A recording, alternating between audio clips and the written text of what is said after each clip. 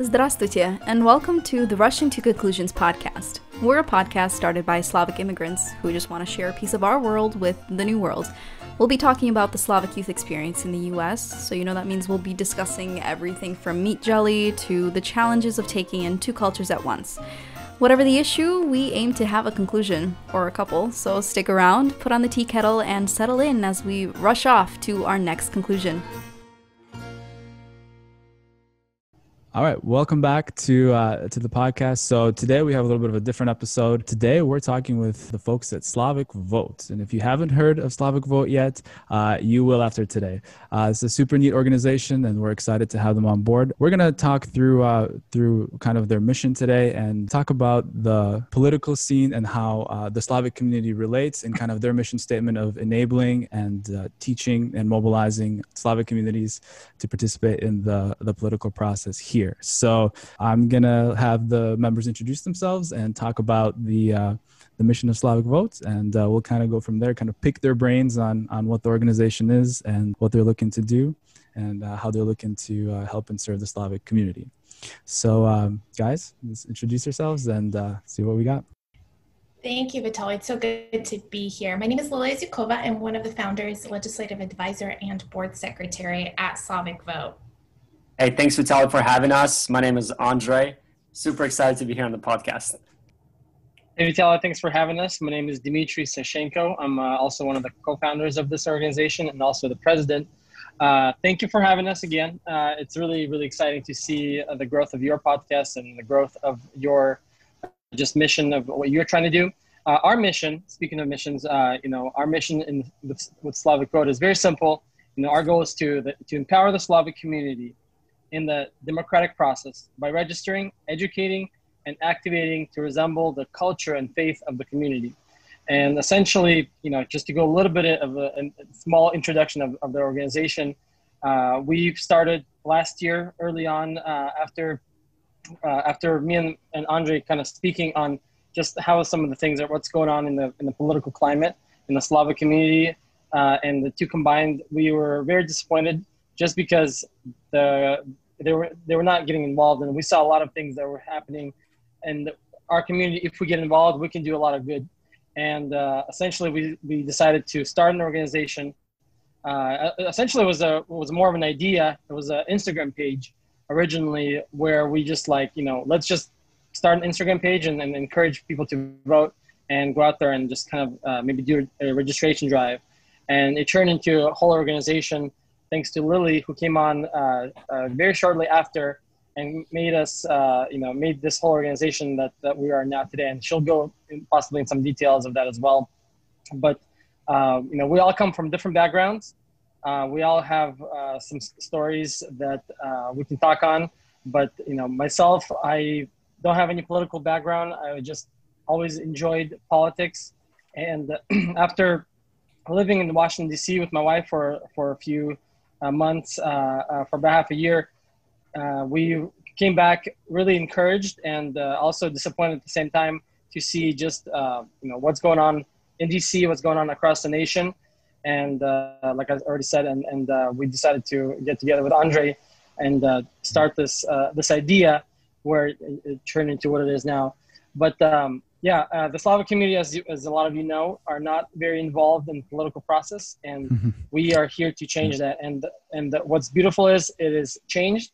It is changing, not only because of us, but I give all the glory to God. First of all, we are a 501c3 organization, nonpartisan, but we at the same time we resemble the community, and we're all faith-based individuals. So we do talk about that a little bit, but for the most part, that's kind of the short introduction of what we do, and I would love to talk a little more about it. Yeah, that's cool. So my impression is like hearing you say it started as an Instagram page. That's super neat because now, you guys are talking about like chapters and things like that. And that's a question, just hearing you say that for Andre, I guess, what did you think when first heard the idea of like, hey, let's take this thing into an organization, like how did that conversation go? The whole idea was to just inform the Russian community, because since all the Slavs are on Instagram, obviously, Yeah. right? All the millennials.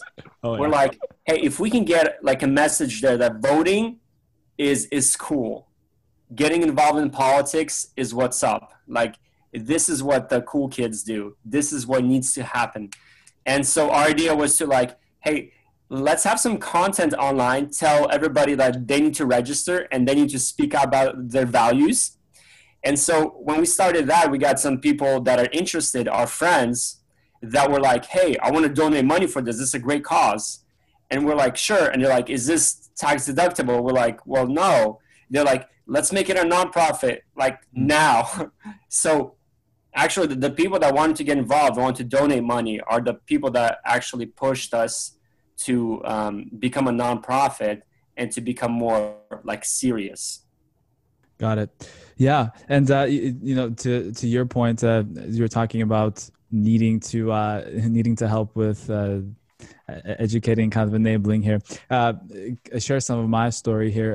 You know, we moved to America when I was around 8 years old, and we came from Ukraine, and we actually came in year 2004. 2004 was an election year, but it's actually a year that in Ukraine, the Orange Revolution was happening.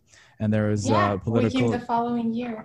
Yeah, That's political turmoil was going. Actually, I have a claim to fame. I had almost got run over by the president's limousine in Ukraine because he came through our town, and I was just wild that day. I was just kind of running around, and I ran in front of the motorcade, and I had to get pulled back out. So, you know, I've been involved in politics, you know, for a while, obviously because of that. But you know, to that point, when we came over, we just weren't.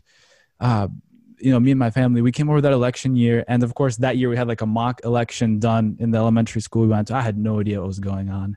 I wasn't even sure what to do when we had to say the Pledge of Allegiance, you know, in the morning school. I was like, are we allowed to do this? What does this mean? You know? Yeah. So there's just a lot of things like that I had to learn and kind of overcome. But I think are representative of the fact that it's, you know, it's not really, the initial part is not anyone's fault. It's just, we just weren't know.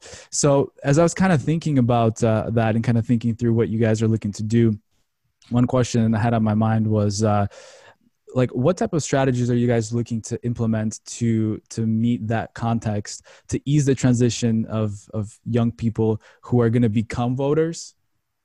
Yeah, and if I can start just with a quick kind of a premise in a sense. The reason we're even starting, you know, the reason we're even talking about this, as maybe some of you who is listening know why, is because it's an election season, it's election time, and it's just in short 2 months, we are going to be voting essentially November 3rd, 2 months exactly. And that's why I think we have this conversation right now as well, is because of that. So Lily, when she came on, she was really the person who pushed for education and pushed for all of the, you know, educational and all of the professional side of the organization. So I would love for her to speak on that a little bit and talk about how that was kind of how she came with those ideas as well. Oh boy, that's a big question. Yeah, I mean, for me, I think, you know, as someone who is young in politics, I have expectations, and I've been in the professional world. I've been in the corporate world for a little bit, and then I've been in politics for the last 6 years. So for me, high standards and expectations are very, very important. And so I understood as we engage, you know, someone from the Slavic community as youth, you know, we tend to do things that are not strategic, that are not organized, that are not professional. But I understood that that wasn't going to be how we would be efficient and how we would succeed as an organization, especially within the elders community too. You know, we needed credibility. We needed something that was beyond where Slavic Vote, you know, that had a status, that had that professionalism. And so that was really my intent when I joined. And obviously I have a lot of experience in that sphere, working in the corporation world and then working up in government.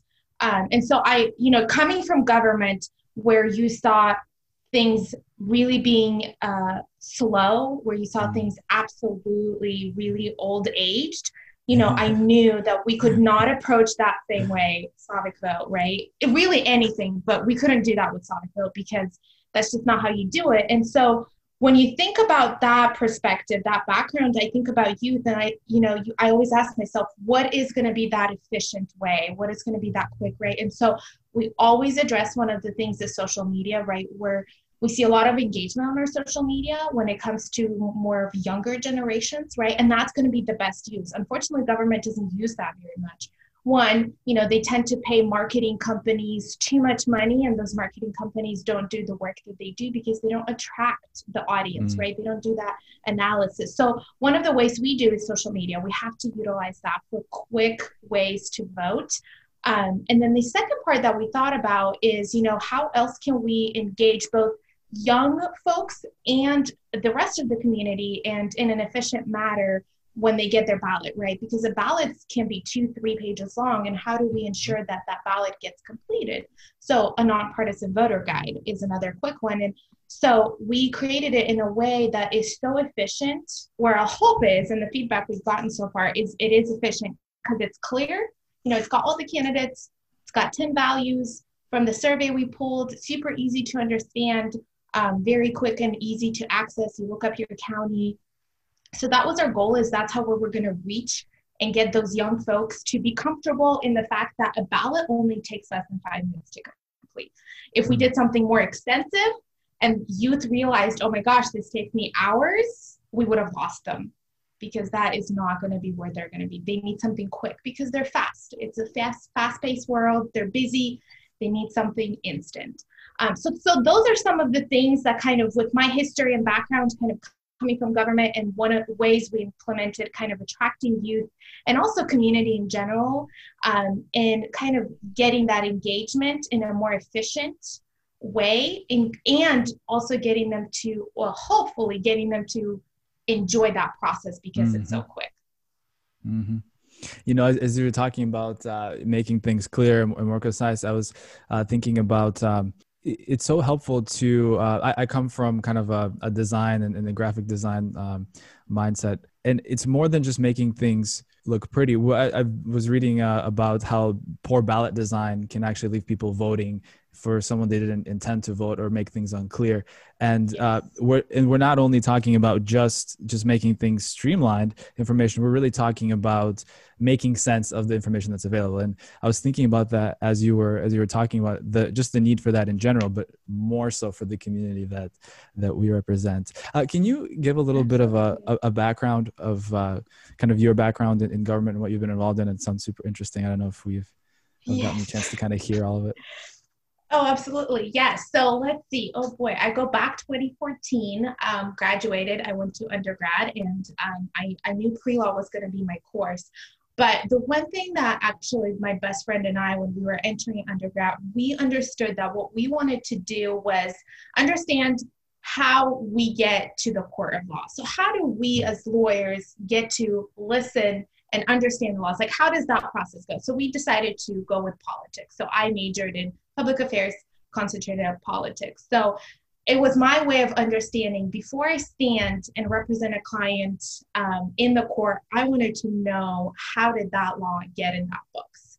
And so understanding politics is going to be it. So that's what I majored in. I studied it for 4 years. I worked in the district court here locally. I worked in the juvenile court here locally as well, and just really understood, like, how does that really work? And, prosecuting attorneys, how does that all, like, what do they do on their end once the laws are there? So that's kind of how I started. So 4 years of undergrad.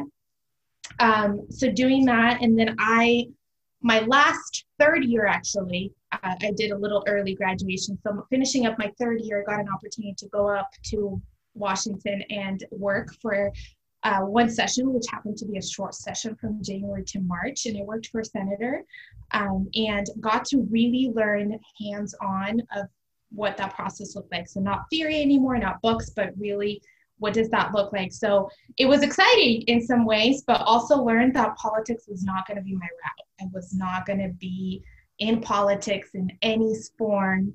And so when I came back from Olympia, this will surprise a lot of people, I took a 9-month break. I did nothing politics. I stopped attending all events in the community. I stopped talking about politics. I didn't get my family together for voting. I just expected and hoped everybody did their thing, because I really wanted to kind of step away from that and just kind of engaged. And then 2019 of April, I was back in it. Slavic Vote came along, and obviously although we are, nonpartisan in a way, we are involved in politics on both sides, whether that's Republican, Democrats, right? We do a lot of work with that, and voting is a political kind of task. So here I am. And ultimately the goal is to, again, step aside from it and focus on law. Mm. Oh, that's really cool. And so as you're talking about all that, one thing you mentioned about how the law gets there and how we're involved with that. One thing I was reflecting on is I was reading an article or a study that said youth who live in a place where members of their households are engaged to vote are more likely to do so themselves. And maybe in part that's natural. You see your parents doing something, it's just assumed like, yeah, we'll go out and vote. I had the feeling that since we didn't have the easiest transition to go right into this political system, we were kind of standing at the other end of that statistic where we didn't have as many precedents. At least in my experience, I didn't have as many precedents to be like, hey, I'm going to go and get out and do this. And later on, I'll talk about my first time voting and kind of how I process that. Yeah. So, and a lot of that's due to education and maybe some negative views of government passed down from the older generation, just maybe not knowing enough things. So that leads to another question. And I know, Andrea, you talked about, I love what you said, like, we got to show people that voting is what's up. We got to make it kind of appealing, but also at the same time, really make it accessible to people. And so as we kind of think about those things, how are you guys looking to, and the way I phrased it is I said, to develop a sense of ownership of our citizenship and kind of loyalty to the country. And what I mean by loyalty or ownership of the citizenship is the fact that we're participants here, and it's really, I guess, the cool thing to do. It's part of us being who we are as citizens here.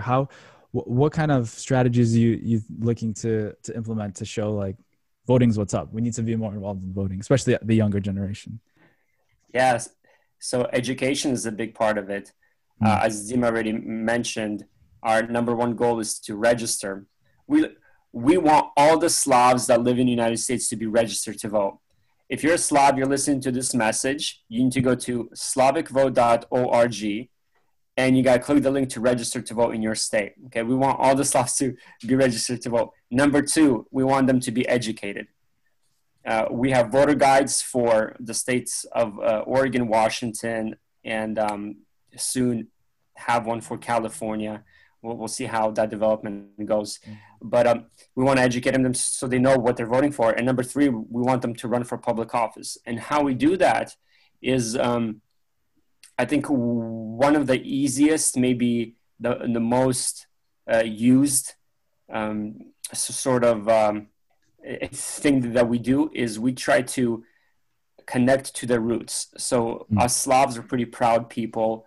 We are proud of the country we're from. We say, like, I'm from Russia, I'm from Ukraine, and we take pride in that. I'm from Belarus, And so we tell them, hey, why did you move to the United States? Why did your parents move? Yep. And everybody says, for a better life, for religious freedom, so that I could have my own business, right? Run my own business without a mafia stealing from me. And then we tell them, okay, the reason why it's possible here is because we have a free market capitalistic society where part of a democracy that actually asks you, what are your values and what would you like to see? And you actually have to give your voice by voting. And we tell them, like, if you want to have that, you actually have to participate in the process.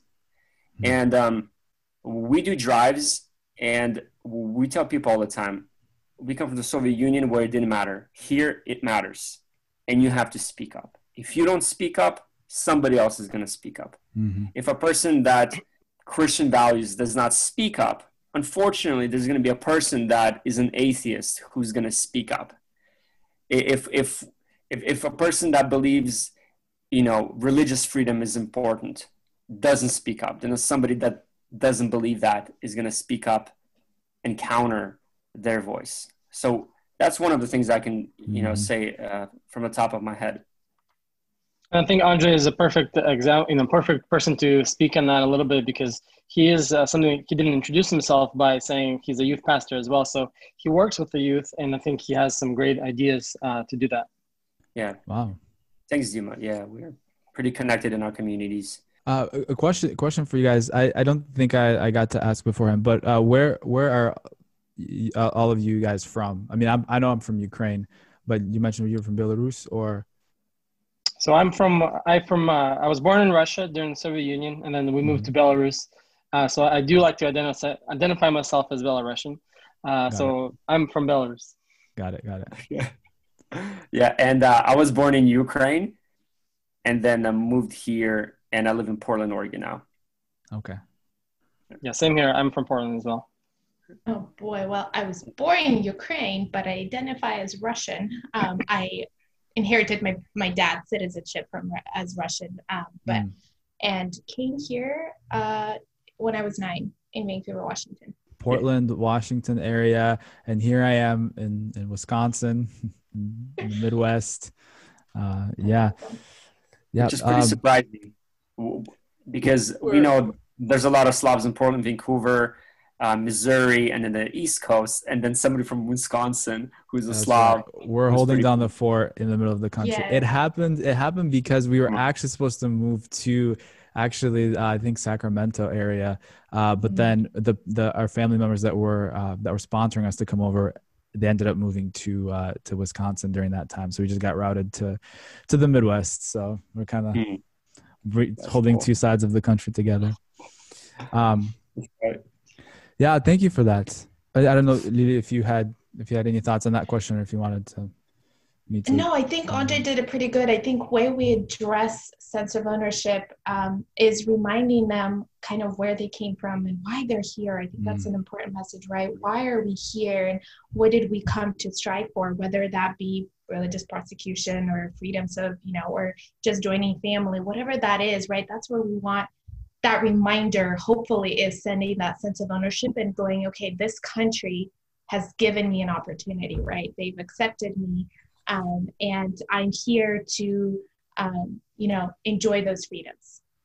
And we have to rely on our youth, on our young folks, because our parents are still, they're oftentimes don't know how to use the internet and things like that. So we have to rely, and that's why we put a big focus on the youth, kind of a youth movement, because then they will go out and register their parents, register their grandparents, and then so on. So it's really important for the youth to get involved in this way, and we see that kind of all across. We just had a really cool patriotic cruise that we had here in Portland that some of you might have heard. It was very successful and a lot of good feedback. But it's we definitely see a lot of waking up, and people are just getting more involved, and it does start from the youth a lot of times. So, as Andre was talking, one of the things you said, I think it's so important, but it's such a challenging thing to do, is you're talking about helping to understand that, your participation in this process matters, and your vote does count for something. And one of the things, in our experience, just in the conversations I've had with people my age and people who aren't even necessarily Slavic, but just people, our youth in general, as we kind of, those of us who are second-time voters or first-time voters. My first time voting was in the last election. And as we're trying to soak up everything and just even understand how this whole system works, besides not even knowing how like the electoral college and all the inner workings that lead to that work, one of the conversations that we consistently have is just people kind of have a lack of interest. But when they do get to the voting age, they really start asking the question, does my vote really matter? And that leads to a lot of skepticism of like, oh, this is all just, these are all just pleasantries, but really does it matter? And I'm sure you guys have come across that in your work, or if you haven't, you surely will as you're encountering youth. Can you guys speak to that and kind of how you approach the skepticism in that conversation? Yeah, I can start. Well, Honestly, I think, and Andre and I have this in between, skepticism is good. We should all be skeptical, especially Yeah. in the young folks. Oh my goodness, I think they are the best skeptics and the worst in some sense, right? Because if you're trying to have a conversation with them, it's impossible. But you want to appreciate that, because in politics especially, you don't want to, and I always say this, like, if a candidate is running for, on a campaign, on a platform, this is not a guarantee. This is not a guarantee they're going to vote that way. This is not, we have to remember they're selling themselves to essentially to you, voter, as a customer. So we want to be skeptical, and we want to make sure that we understand, okay, this is how the political process works. Like, okay, yes, I'm electing this person, but it's not a guarantee they're going to do what they're saying. So I appreciate people who are skeptical and really take it, because our goal overall, branching, is educated voters, right? We don't want the community just to be voters. We want them to be educated voters. So that takes a lot of time, and that will take years before we get there. But part of that process is going to be, they're going to be asking us questions, right? They're going to be wondering about why a process is done a certain way. The common question we get is, well, I vote for the president. No, you don't. You vote for him in a public vote, but what determines him is electoral. So you have to vote for your congressional folks first. So, right, and there's like, well, how does that work, right? They're skeptical. Well, but then can I trust that person?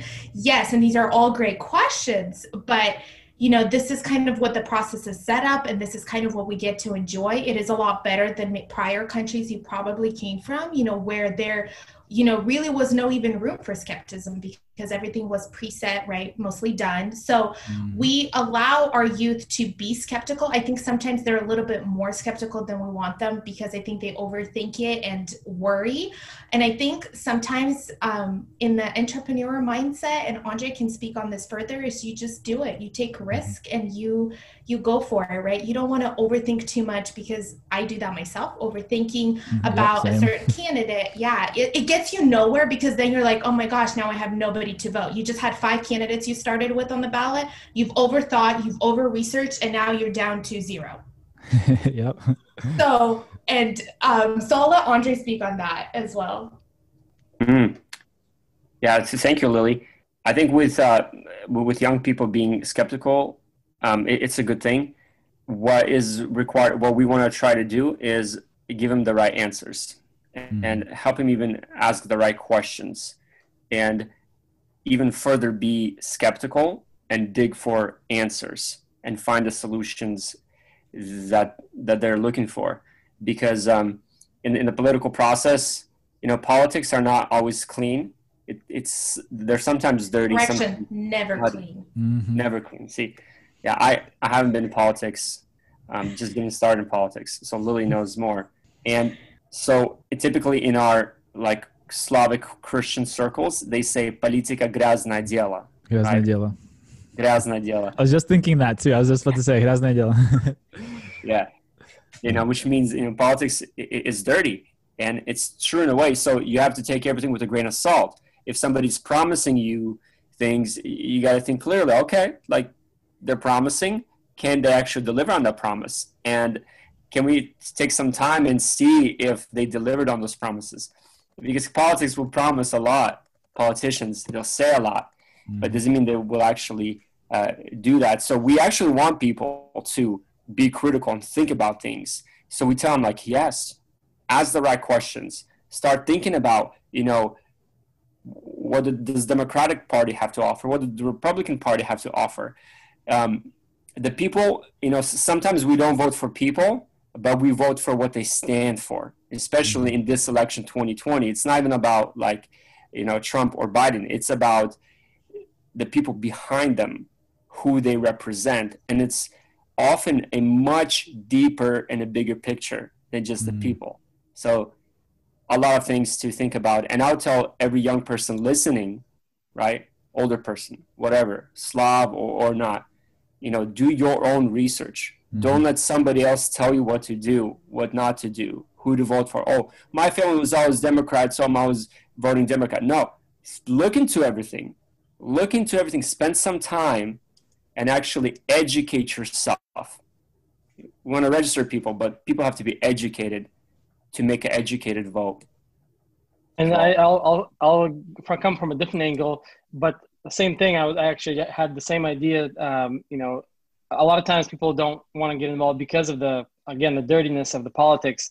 And one thing that, from my perspective and my experience, I've had some of that skepticism at first as well. But what made me less skeptical over time is, again, what Andre said, is to start kind of slowly looking into kind of the this whole political thing. And what I've learned myself is there's a lot of really good politicians out there. There's a lot of really good people who actually do care. And they don't like this dirtiness as well. And what I've learned myself as well, and kind of one of our missions is if you see something like that and you hate it, maybe it's something that you want to get involved, and maybe you want to run for a local office as well. And that's one of the things that we encourage our Slavic community is to get involved. And you don't have to run for Senate or House representative right away. There's so much more out there that you can do that's not just, that's simpler and something you can start off with. And I guarantee you that you're going to love it if you do enjoy something like that, and you're going to want to go for something bigger. But, if you feel like you hate the dirtiness of politics, maybe you're the one that's meant to actually run for local office and represent your community and change that perspective and change that skepticism. And again, there's so many good politicians out there. And if you just start looking into it, you'll learn about them, and you'll learn, that there is definitely a lot of good people out there. And start off with a podcast. Just find a podcast that you enjoy, something that's simple, and that's how I started. I started listening to different podcasts, and that's kind of how I got into. And now I'm me and Andre and Lily are all we are elected officials in a sense, a very low position, but we represent our precinct, we represent our neighborhood in a sense. But some of us have passion to go further, and it started from something small. If you asked me last year, I would have been laughing at the idea of running, but now it's definitely different, and it's just representing the community in a way that we want it to be represented. That's awesome, Dima, because I would say for me it's the opposite. I started big, and now I'm like, no. And everybody has their own. But that's good, because I believe in more of nonprofit work, and that's where I believe the work gets done. And that's why I'm at Slavic Vote, because I believe that's where you'll get work done. You have less obstacles and more efficiency. And everybody has their own, their own calling, and so that's totally fine. Just look into it and see if that's something for you. And we're here to help, and that's the thing. We're here to answer those questions. If you're listening and you had that desire to learn more about that, reach out. We'll direct you to some of the maybe podcasts, some educational things where you can learn, and we'll be happy to maybe even direct you to certain organizations or folks, or even help you run for local office here locally if you're in the Portland metro area, Vancouver, Seattle, kind of in these areas. We'll happy to help. We've got a lot of connections over the year, over the few years that we've been doing this, and it's definitely a lot easier than you think. Mm-hmm. I was going to say, look, if you're looking for a place to get started, you're listening to this, we got some podcasts we can recommend to you, like Russian to Conclusions and Slavic Vote podcasts. Those would be a good starting points that you can just start your journey. But at the very least, if you don't have that calling, at the very least, the least you can do is vote. That's the least you can do, and that's you can be very influential by at least voting. And then you will find yourself, being interested, who did I vote for? Did they win? And then you're going to start digging in, and then it's just going to continue, and you're going to love it. And most people do love it. And if you actually, do dig into it. I love the approach. I heard you say, embrace the skepticism, because, you have to leverage the good things about being skeptical, and there are, and channel it in an appropriate way where we learn to figure out how to think critically. And it's about having the equipment to think through an issue rather than someone just telling you, this is what it's like, or this is what it's like. It's much more meaningful when you're, able to get through and understand something in that manner. And then just, and the idea of, if you see something, you can actually get involved and change it. And like you said, Dima, like oftentimes if you're noticing something, if the eye to notice something, maybe you have the ability to go in it and change it as well. I think those are really important things that those are like the positive spins or positive outcomes of the challenges that oftentimes. And what's interesting is we've heard probably maybe up to 10 people that we met. They all were saying, we have a lot of people who were saying, I always wanted to do something like this kind of organization. People talk about how they want to do it, but oftentimes they don't actually go and do it. So sometimes, that's why I say, if you feel like you want to do it, just do it, and what's beautiful is if it's meant for, God meant it for you to do it, he will help you do that. So, so just go for it. Just go for it. Yes, and don't be skeptical, because like you'll never do it. Like I would have never thought about Slavic Vote, and totally should have, really, but probably overthought it. But here you are. Yeah. But here you are. Well, so as we're talking about future hopes and aspirations, right? I'm really amazed that that there's an organization that does something that I think it's a need for our community, kind of like being sensitive to the need. Sometimes like a fish in water, if you grow up in such a kind of complacent or no one really talks about like we can make a difference, we can get involved. Like you hear American people talk about it, and personally I was like, yeah, that's cool, like this is their system, like they're good for it, that's great. But to hear we're talking about like the Slavic community also needs to step up and be involved.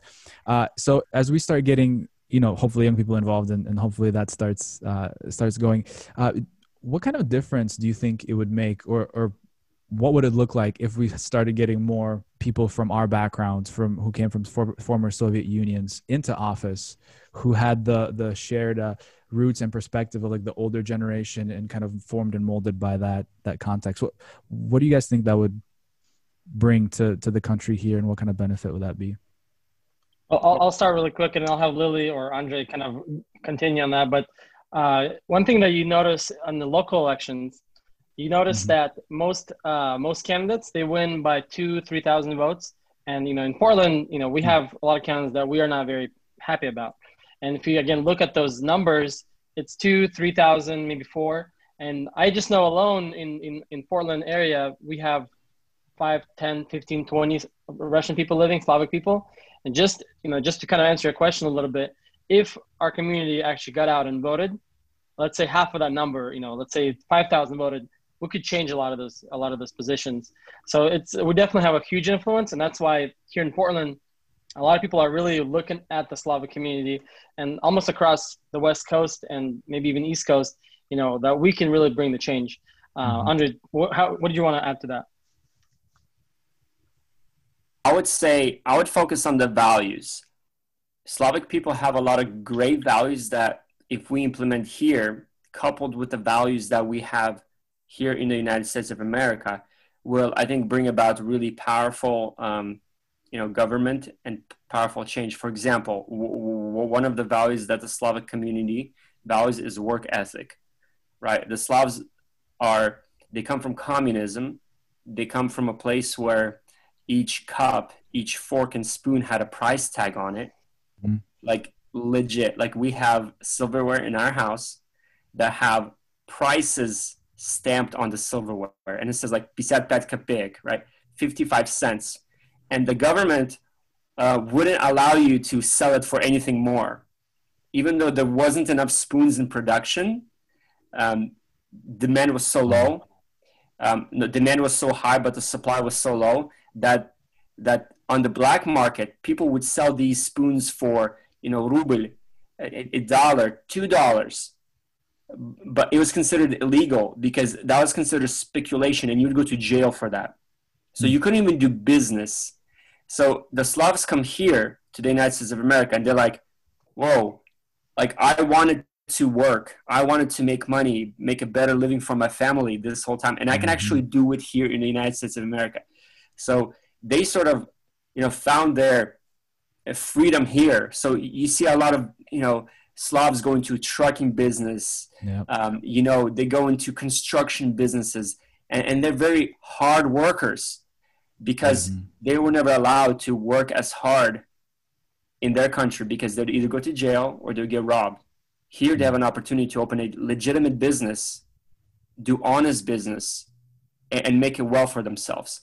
So I think if the Slavic people begin to vote more, we will see more work politicians that value work ethic more, and that actually do more for the country. We have seen a lot of politicians who are, they never owned a business, they never worked, a career politicians. And, they're not used to work. They don't know how it feels like.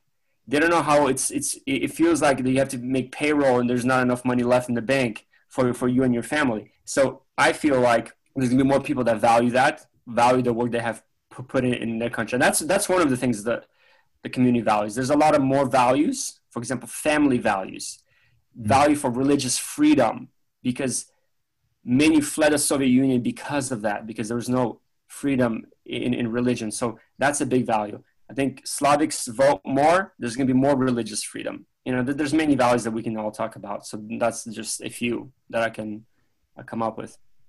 That's perfect. I'm going to put you on the spot, Andre, a little here and ask you, you're considering running for mayor of Portland. So what would it look like for you, and what difference do you think you could do on behalf of the Slavic community in that position? Yeah, I think it's a long shot for mayor position.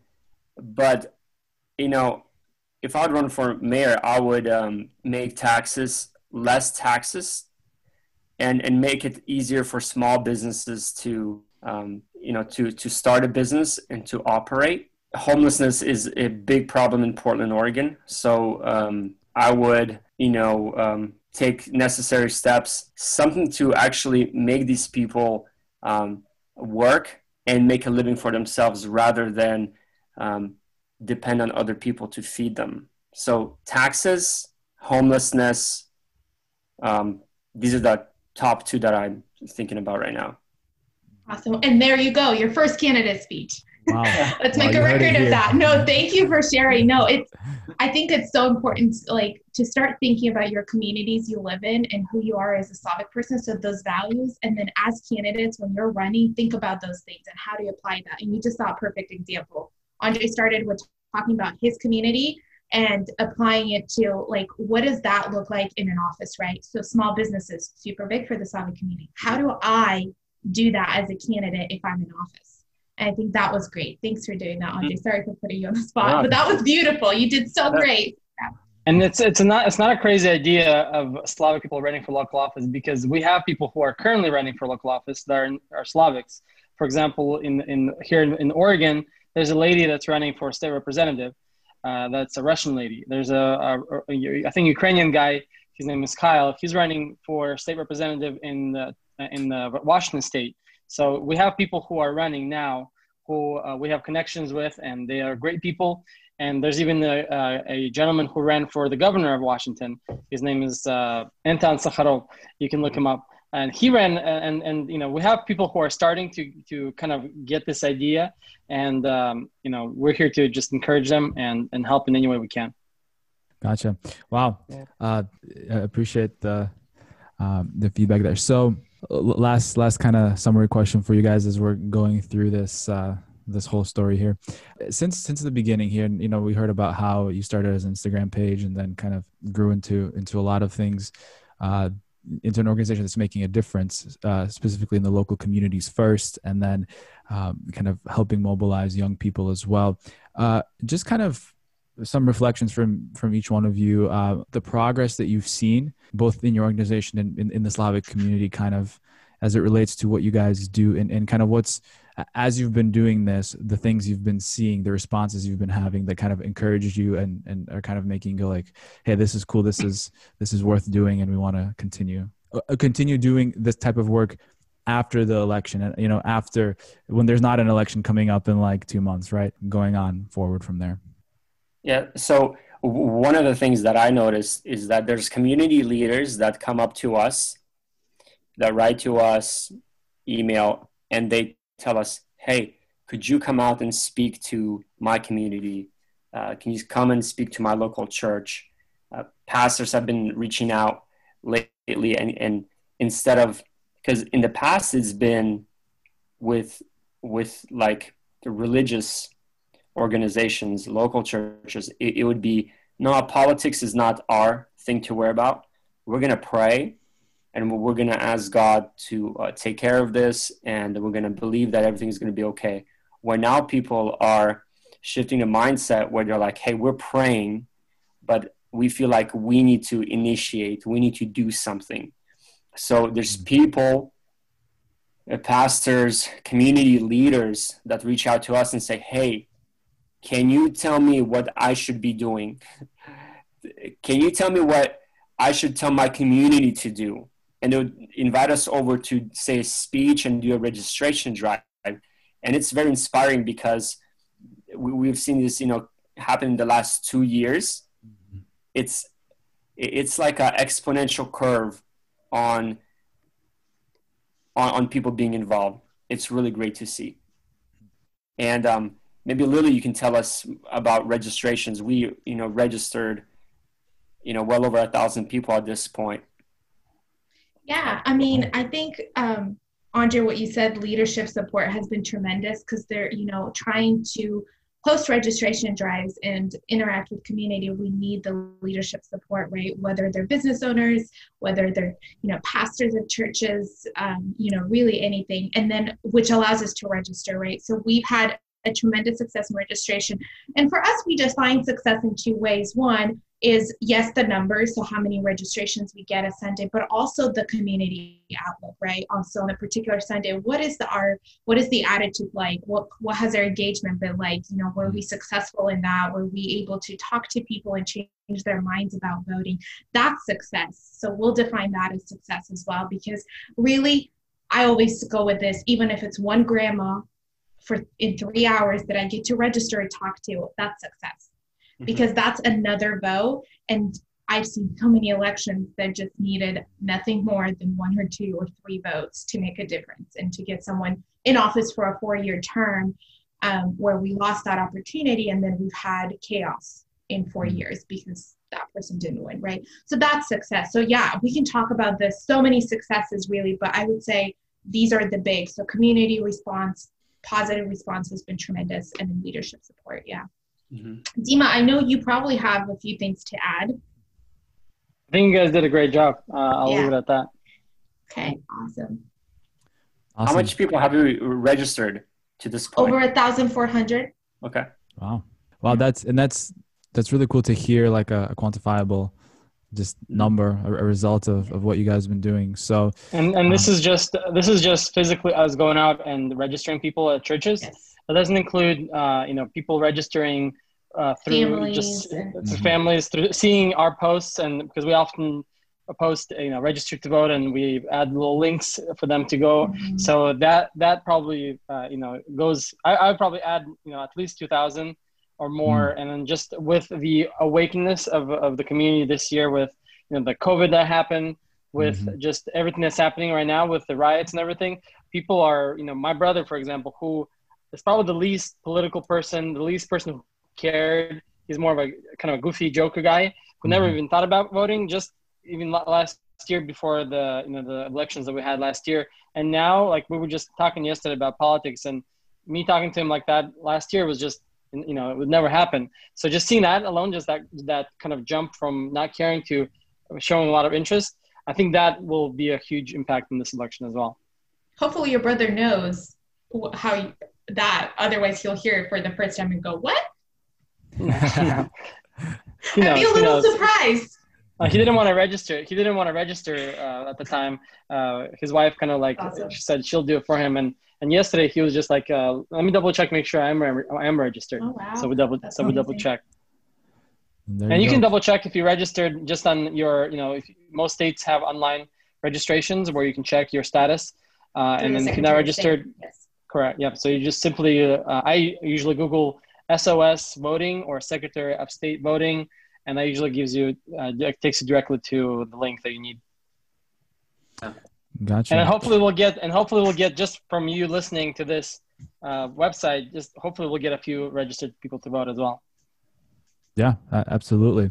Just to kind of reflect on a couple of things I really admire about just hearing what you guys do and from looking at your organization. I love the fact that we're talking about educating people, and I love the emphasis that you said you're a nonpartisan organization. I mean, of course, you obviously have opinions and values, and obviously that's a great thing. But the approach of how you interact, just to get the Slavic community to mobilize and to engage in the process, it's not about, you know, these people versus these people. We're starting with, hey, let's all just be involved, and let's start with you know, getting into the process, because like you said, like Andrei, you said, we came here for a reason, and there's reasons why we worked so hard to be here and to live here. So and just to embrace the skepticism and really go from there, because, you know, it has that. And I hope people understand that voting is what's up.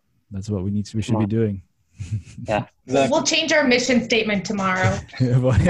And that's right. Yeah, we don't have to really talk about, you know, Trump or Biden. And as you noticed, we didn't talk much about Trump or Biden in this election. Right. We really have to start even simpler than that, and just as simple as to just get out and vote. So we try to stay away from like those partisan conversations as much as possible, just because it is divisive. But don't get us wrong. We have personally our own strong opinions on a lot of things. So reach out to us individually. We'll be happy to talk to you where we stand and things like that. But as an organization, in order to capture the bigger number of people in the community, we decided to stay nonpartisan, and this way it gave us access to the bigger community. And at the same time, we don't have to even get into those partisan conversations where it can get divisive, and that also gives us access to the churches, and that's what's unique about what we do here. Mm-hmm. Yeah, and that way you're clear to talk more about kind of the people can waste a lot of time in those partisan conversations, not really get anywhere. You know, it's just becomes more about, you know, so that's what I really appreciate about your approach there. So guys, I really appreciate you taking the time to speak with me about this. I'm really excited to hear what you guys are doing, what the future holds, even after the election year. You guys will be around, and there'll be more elections to come. So we'll put I'll put the links and everything to just the website and your podcast and everything else. And speaking of a podcast, you guys have a podcast as well. And we're going to continue this conversation. We're going to talk about some more in-depth and some more fun things from my perspective, from the perspective of why we started a podcast and how it relates to that topic. So head on over there and to Slavic Vote podcast as we continue that. Absolutely.